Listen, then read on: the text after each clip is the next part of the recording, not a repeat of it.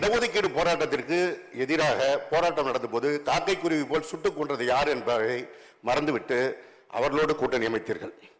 இப்ப கடந்த சட்டமன்ற தேர்தலின் போது தேர்தல் நாள் அறிவிக்கின்ற அன்று உங்கள் ஒரு உள்கையாக பேசிக்கொண்டு அந்த 10% இடஒதுக்கீடை அறிவிக்கை செய்து நீங்கள் உங்கள் கூட்டணியை அறிவித்தீர்கள்.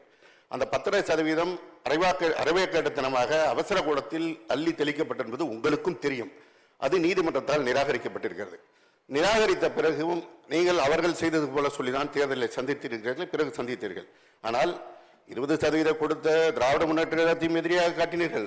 இந்த நாடாளுமன்ற தேர்தலில் அந்த 10% கொடுத்த அதிமுகவையும் கைவிட்டு விட்டீர்கள்.